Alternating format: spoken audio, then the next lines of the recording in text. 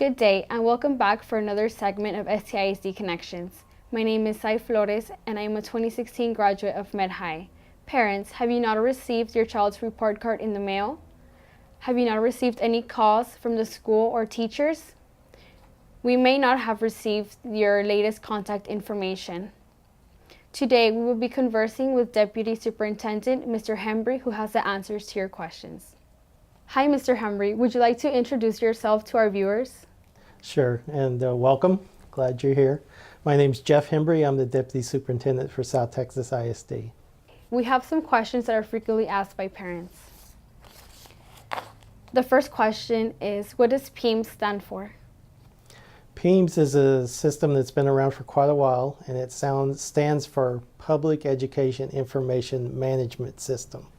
What information is placed in the student-pupil accounting system? Well, in the electronic accounting system, there are things such as the student's name, age, date of birth, their grade that they're enrolled in, their addresses, parent information, emergency contact information is in there. There's also information in there about medical conditions. So it covers a fairly broad range of data that's there. How may this information be changed or updated? Who can make these changes? Great question. Obviously it's in everyone's interest to have the data be current. And so really anyone who has the guardianship for a student, could be their parent, could be a grandparent if they happen to be living with a grandparent and the grandparent has guardianship, could be an aunt or uncle. So anyone who has legal guardianship of the student can come in, or they can call, or they can email us. It's really whatever way is easiest for them to get the information to us. Now, some of the information we might have to request some verification on. Example, if they're asking to change their official name, that requires some more verification. Or if they're asking to change, usually this doesn't happen, but once in a while we'll get a date of birth change, which is kind of interesting because you always wonder why.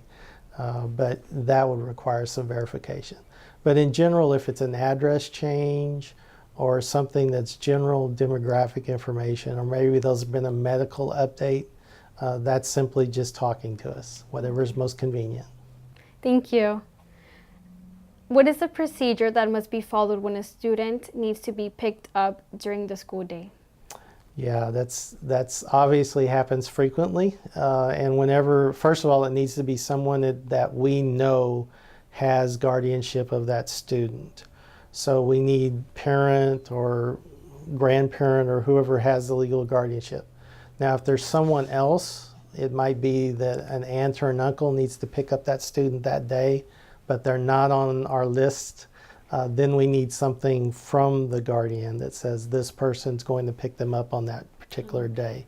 But we need some sort of written communication. You can call and say, yes, I need my son or daughter to be picked up. They're going to a doctor's appointment, or there's some other thing that they need to get out of school for.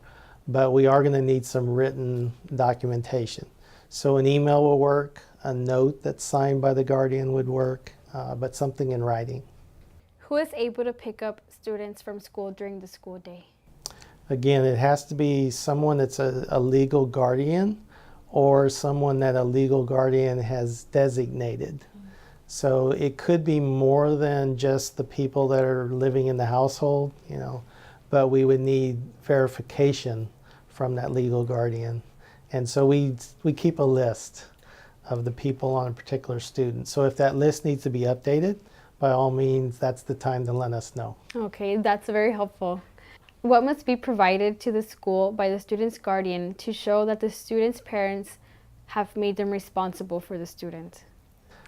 Anytime that there's going to be a guardianship transferred to someone other than the parent, then that does require a legal document that says that the guardianship is being transferred.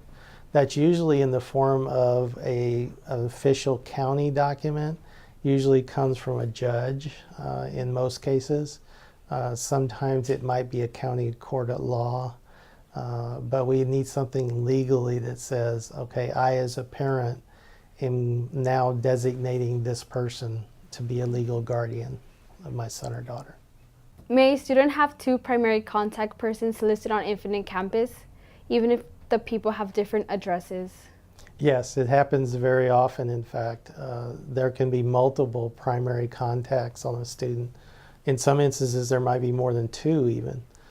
So yes, it can be. And in our student information system, which as you mentioned is Infinite Campus, we can list multiple primary contacts.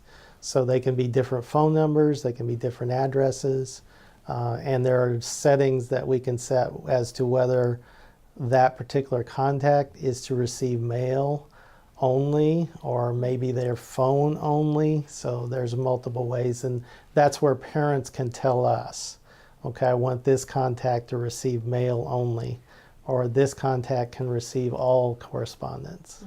When a student is absent from school, who must a written excuse for the absence be brought to? What must be on the excuse? And does the excuse need to be submitted within a certain number of days after the absence? At each particular campus, there's a person that's known as the PEAMS clerk, but also part of their duties is attendance. And so that's the individual that the notes would be brought to.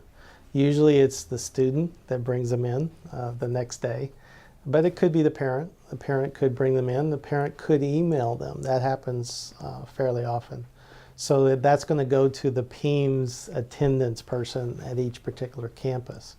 Now, as far as what requires a note, anytime that the student's going to be absent, then we need something. If they're going to be absent because of an illness, then it could be a note from the parent or the guardian that says they were out ill yesterday or the day before.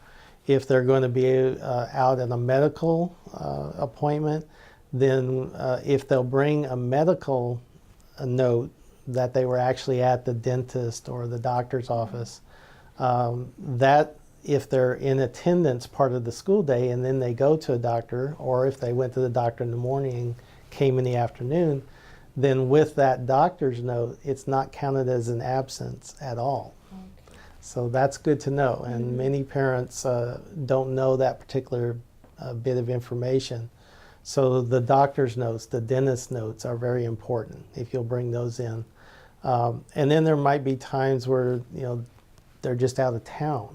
Okay, well that would require a note from the parent that says, we were out of town, so there's a reason why this student missed the particular day.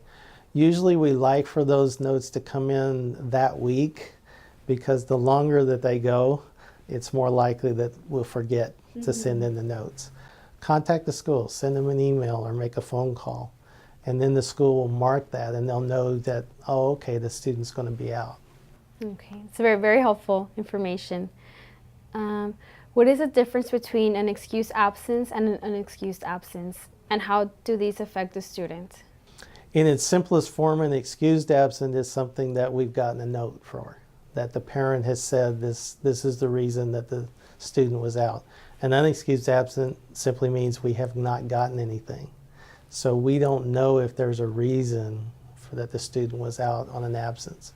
Now, where that comes into play for a student is that if a student starts to gather multiple unexcused absences and we're not hearing from the parent as to why the student's being out, then we're wondering, does the parent know? And so we're going to be contacting the parent and requesting to have a conference as to why are these unexcused absences going on. And in many instances, the teachers, because they can see the excused and unexcused absences on Infinite Campus, if there's a multitude of unexcused, they'll delay giving the student the work to make up until they start to see the excused absences coming in. So it's always to the benefit of the student and the parent to make sure those notes come in and that the absences get turned into excused absences. Who issues the verification of enrollment form needed by students applying for driver's education or acquiring driver's permits? What are the requirements that must be met by the student in order to be issued a verification of enrollment form? Well, the verification enrollment form is issued by each campus. So the first thing is to go to your campus. It varies from campus to campus, but generally it's handled in the attendance office. So you would start with the attendance clerk, the PEIMS attendance clerk. And in most cases, they're the person that would give it to you or issue to it. In some instances, they may direct you to either the counselor secretary or in some instances to the main office. But it's always there on the campus. So the safest thing is to start with the attendance clerk and go from there. Now, who can be issued one? What's the purpose of that form is for the Texas Department of Safety to know that this student is in attendance at school. And so really anyone that's in good standing, they're enrolled in school, they're attending school, then we can issue a VOE form for them. If a parent has any questions relating to the student's contact information, where report cards are being mailed to, or attendance information, where may they call? Who do they need to speak with? Certainly call the campus, and they would want to request the PEIMS attendance clerk. And on each one of the campuses, that's the individual that directly manages the data. So yes, you could call the main office or you could call the counselor secretary, and they would certainly assist you. If they didn't assist you, we'd want to know that. But ultimately, it's the responsibility of that PEIMS attendance clerk to keep the data current. So it's important that that information gets to that person so that they can update the computer system. Thank you, Mr. Hembree, for sharing this information. Even though every campus functions differently, the information required from parents and students is the same. We encourage all parents to submit the latest contact information, addresses, and phone numbers to the PEIMS clerk at your child's campus. Before concluding, we would like to ask all parents to save the date for our upcoming Parent Connections meeting. It would be held on October 27, 2016 at Medical Academy. All STISD parents are encouraged to attend. An invitation will be sent out soon. For more information regarding Parent Connection meetings, please contact your campus social worker. This concludes the segment for today. I'm Flores. Thank you for watching. See you next time.